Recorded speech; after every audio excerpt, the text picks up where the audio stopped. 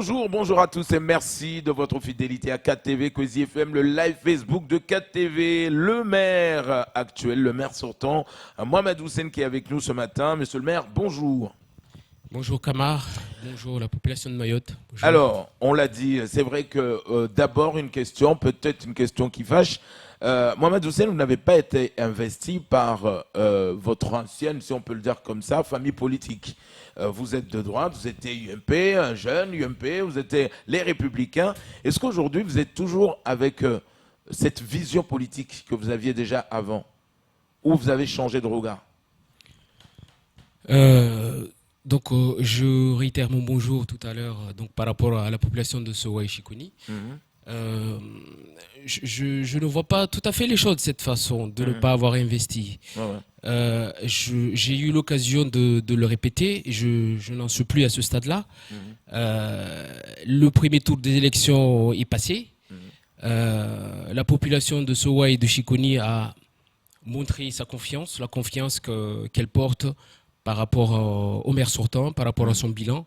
Donc je suis plutôt à ce stade-là et que effectivement la vision que j'avais à l'époque, je réitère encore cette vision-là ici sur le plateau et encore par rapport à l'équipe, à la nouvelle équipe que j'ai formée Agir Ensemble, de personnes, on va dire, intéressantes par rapport aux profils qui sont dressés.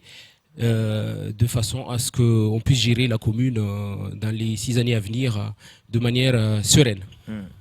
Il y a un sacré défi pour cette commune, vous êtes d'accord avec moi, c'est la sécurité. Tout le monde en parle, hein. Les 3 qui sont actuellement en liste pour passer, ils en parlent. Qu'est-ce que vous avez de plus que les autres par rapport à la sécurité? C'est un défi pour tout Mayotte. C'est un défi pour tout Mayotte. En ce qui me concerne, comme j'ai eu l'occasion de le répéter, j'ai une vision assez pragmatique des choses par rapport à la façon dont la commune doit être gérée. Il faut dire que je ne partage pas systématiquement la vision que l'équipe que je conduis actuellement. De là est arrivée cette issue. Et je constate qu'il va falloir... comme j'ai dit à plusieurs reprises, structurer les choses, parce que la plupart du temps, lorsqu'on parle des moyens sécuritaires, on parle de l'augmentation d'effectifs, et ce n'est pas systématiquement le cas dans la situation dans laquelle on est. Donc, je suis plutôt dans la structuration on va dire des moyens, la structuration de la PM, la structuration de la collaboration avec la gendarmerie, avec la population. C'est de cette manière qu'on pourra endiguer le phénomène de délinquance et de violence en premier lieu, puisque à nos stades, on a des moyens limités. Il faut savoir que l'État a aussi sa part du travail qu'elle doit assumer. Et de cette manière, on pourra avancer. Alors, qu'est-ce qu'il faudrait faire, notamment justement pour cette sécurité, une fois que vous avez un enfant identifié comme étant natif de la commune de Chikoni ou même qui est venu de l'extérieur mais qui habite à Chikoni et qui sème le trouble? Vous, en tant que premier magistrat demain, si vous êtes réélu, vous faites quoi? Est-ce que plutôt un travail pédagogique, de sensibilisation auprès de la famille, ou demander à ce qu'on expulse ou qu'on voilà cet enfant qui n'est pas natif par exemple de Chikoni? Qu'est-ce que vous allez faire vous? Que ce soit un natif ou pas, la délinquance, elle n'a pas de visage. Donc, que ce soit un natif ou pas, il va falloir, en premier lieu, comme j'ai eu l'occasion de le dire aussi, faire de la prévention. On le fait déjà. On le fait avec les moyens du CCS, on le fait avec les moyens de la PM, en collaboration avec les services de l'État. Mais il y a une grosse partie du travail qui doit être fait par la justice et la justice, tout ce qu'on peut faire, c'est collaborer avec la justice de manière à ce qu'elle prenne les mesures adéquates par rapport à ces enfants-là, parce qu'il faut savoir qu'un mineur peut être condamné aussi par rapport aux différents actes qu'ils commettent. Donc il va falloir trouver le juste milieu de manière à ce que, entre la prévention et la répression, les choses reviennent dans l'ordre. On sait que maintenant les finances de Chikoni sont rétablies, ça va mieux. Donc la commune a les pouvoirs de faire des choses intéressantes par rapport à la sécurité, mais aussi par rapport peut-être à l'habitat insoluble, non? Elle fait déjà des choses intéressantes. Oui, mais qu'est-ce qui pourrait être amélioré? selon vous? Mais je pense qu'il va falloir poursuivre déjà ce qu'on a entrepris là, à savoir l'aménagement global du territoire, par la plupart du temps les opérations hiérarchies qui vont se poursuivre, qui consistent en l'aménagement des quartiers, par rapport à l'accessibilité, parce que par rapport à l'habitat, par rapport à l'assainissement. Et donc progressivement, quartier par quartier, on avance de manière à ce que les quartiers soient réhabilités totalement. Et après, bien sûr, à travers l'aménagement par l'intermédiaire du PLUH, de l'Interco, parce qu'il faut savoir que actuellement, c'est l'Interco qui a la compétence concernant l'aménagement du territoire. Et donc, la révision du PLU qui est en cours est nécessaire de manière à ce que cet aménagement soit pensé de manière structurée et non par rapport à ce qui s'est fait anciennement.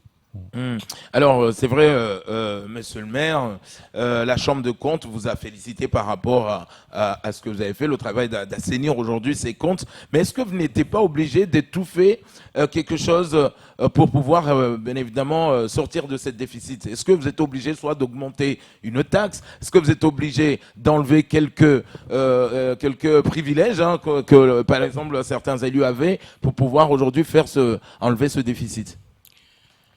Ben, étouffer, non. Je dois dire que c'est l'ancienne équipe qui a étouffé la commune. Nous, on l'a fait sortir de des difficultés dans lesquelles elle s'est trouvée. Donc, je ne parlerai pas de l'étouffement, je parlerai plutôt de mise en place de mesures, on va dire, rationnelles par rapport à ce qu'il y a à faire. Il faut savoir que c'est vrai qu'il fut un temps où on a tapé sur la commune parce qu'elle a augmenté les taux. Concernant les taxes d'habitation, mais il faut savoir que c'était une obligation, pratiquement on avait les milliers à cette époque, puisque la commune était sous tutelle, et donc on n'a pas été jusqu'à ce niveau, mais c'est, on va dire, la CRC qui nous a obligés donc à aller à ce niveau-là, de manière à ce qu'on puisse procéder à la résorption du déficit. Donc vous voyez pourquoi on en est arrivé là, parce que simplement il y a certains dirigeants de la commune, par rapport à l'ancienne mandature, qui a eu un dérapage, on va dire, assez conséquent, lourdement conséquent par rapport à la commune. Et justement, c'est pour ça que j'essaie d'expliquer aujourd'hui, par la pédagogie, par un certain nombre d'informations, qu'il est important aujourd'hui que les finances de la commune soient saines. Et donc, ça passe nécessairement par des moyens qui sont, on va dire, un peu compliqués pour nous. Parce qu'il faut savoir que nous, les élus, nous sommes les premiers impactés, puisque voilà, on travaille pour pas grand-chose, mais de toute façon, c'est nécessaire pour notre commune. Donc chacun y met de sa contribution de manière à ce que les choses reviennent dans l'ordre, et c'est déjà le cas. On voit qu'au premier tour, vous êtes arrivé deuxième, il y a 100 voix d'écart avec le premier, il y a 27% d'abstention. C'est important, c'est beaucoup. Comment faire, selon vous, pour avoir le moins d'abstention possible alors qu'on est en plein Covid-19 ? Je pense que en premier lieu, il va falloir que les responsables politiques soient réellement responsables. Dans quel sens? Dans le sens où, lorsqu'un travail concret est fait, il va falloir qu'ils le disent. Parce qu'à partir du moment où on pointe du doigt, on passe son temps à pointer du doigt les efforts qui sont faits par certains, les électeurs, les administrés, progressivement, ils adhèrent à ces propos. Et donc, il y a certains responsables politiques qui sont responsables de cela, puisque ce sont eux-mêmes qui incitent, on va dire, les administrés de ne pas se rendre aux urnes, parce que, soi-disant, voilà, ce qu'on fait n'est pas bon, etc., etc. Mais il faut savoir qu'aujourd'hui, par rapport à ce que vous avez dit tout à l'heure, le Covid est passé par là aussi. C'est vrai que c'était tout le début. Mais il y est encore, il y sera encore pour le 28, mais la commune a pris les moyens nécessaires pour, on va dire en quelque sorte, mettre en sécurité les électeurs qui pourront se rendre massivement dans les urnes afin de faire un choix sur leur futur dirigeant pour les 6 années à venir. Justement, j'ai un choix, je ne sais pas. Moi j'ai 3 bulletins là, je ne sais pas pour qui voter. Donnez-moi l'argument qui ferait que je ne pourrais pas hésiter. Et je voterai pour vous. Mais l'argument, il est simple. J'ai osé, on va dire, franchir le pas. J'ai osé sortir des sentiers battus, puisque La démagogie a fait que, des fois, on ment à la population, on lui dit des choses qui ne sont pas réalisables. Donc, si j'ai eu des problèmes, si j'ai rencontré des problèmes avec certains cadres du parti, justement, c'est parce que je dis la vérité sur un certain nombre de dossiers et que la vérité fait fuir les électeurs. Et c'est pas vrai, parce que la preuve, c'est qu'on arrive pas loin en deuxième position derrière la candidate qui est devant nous. Donc, vous voyez, oser sortir des sentiers battus, on l'a fait, je l'ai fait et on va le faire avec cette nouvelle équipe. Alors, Mohamed Youssef, on sait que aujourd'hui, beaucoup de gens qui connaissent la commune de Chiconi et qui connaissent vos candidatures respectives disent que c'est plutôt une guerre d'ego quand on écoute les uns des autres. C'est-à-dire qu'aujourd'hui, on a l'impression que on passe, ou vous passez plutôt le temps à descendre l'autre. Est-ce que vous pensez que c'est une guerre d'ego entre vous tous, candidats? Pour moi, non. Pour moi, non, puisque je suis peut-être victime de cette guerre d'ego, mais ça n'a jamais été mon créneau. Lorsque je suis arrivé à la tête de la commune en 2017, je ne m'y attendais pas du tout. Et la première des choses que je me suis dit, c'est que c'est peut-être possible de faire quelque chose. On n'a pas systématiquement les mains liées comme certains le font croire. Et il faut y aller, il faut pas hésiter à faire valoir ses idées. C'est ce que j'ai fait. Maintenant, bon, ce n'est pas un ego pour moi, puisque ce sont des initiatives qui sont fructueuses pour la commune, puisqu'on a vu, on est sorti des déficits, le budget investissement a explosé du côté positif. Aujourd'hui, la commune dégage une épargne suffisante pour parer à ses investissements. Donc, vous voyez, pour moi, ce n'est pas une guerre d'ego, c'est juste une guerre d'idées. Je fais valoir mes idées et certains le prennent autrement. Mais moi, je le vois ainsi. Voilà. Donc, c'est pour ça qu'aujourd'hui, avec cette nouvelle équipe Agir Ensemble, avec tous les électeurs de Chiconi, avec certains cadres du parti qui n'avaient pas osé me soutenir au premier tour, qui se sont ralliés à nous, de manière à ce que ce projet qu'on porte, qui est ambitieuse, puisse aboutir le 28 juin. Deux opposés. Quel est selon vous votre point fort?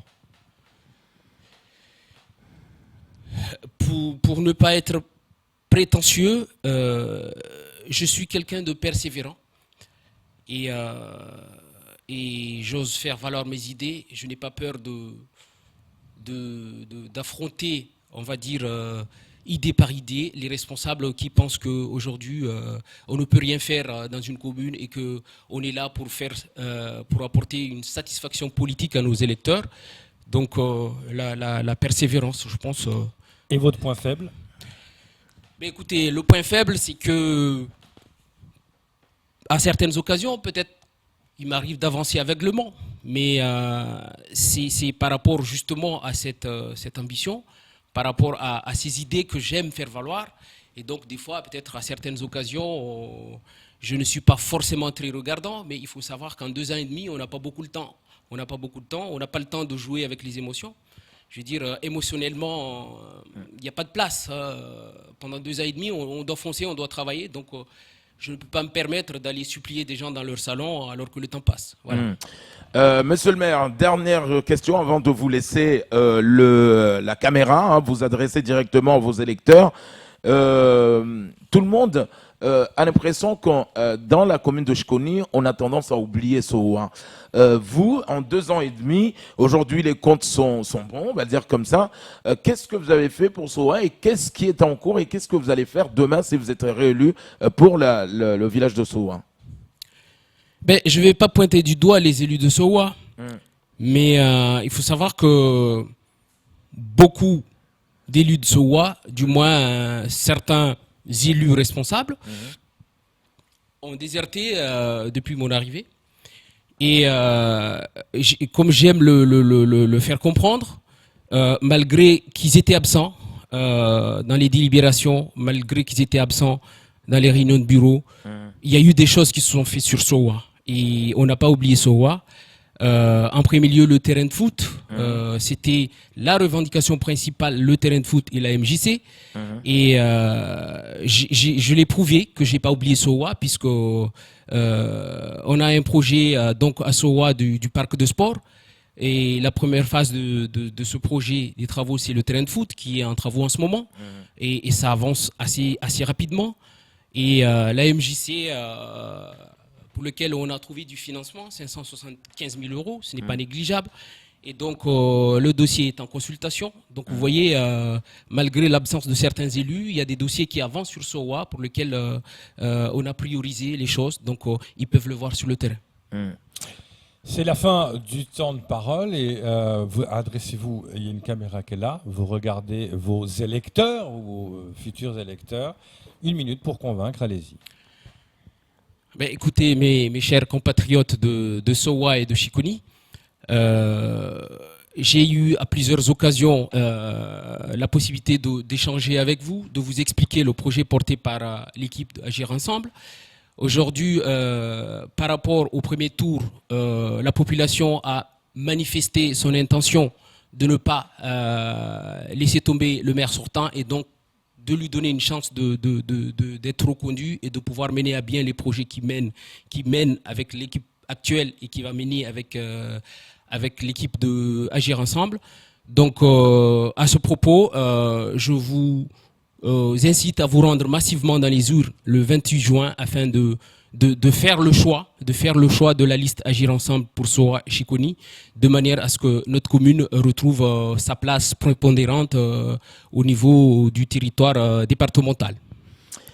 Mohamed Yousseni, merci beaucoup d'être venu ce matin échanger avec nous. Ça sera tout pour ce temps de parole.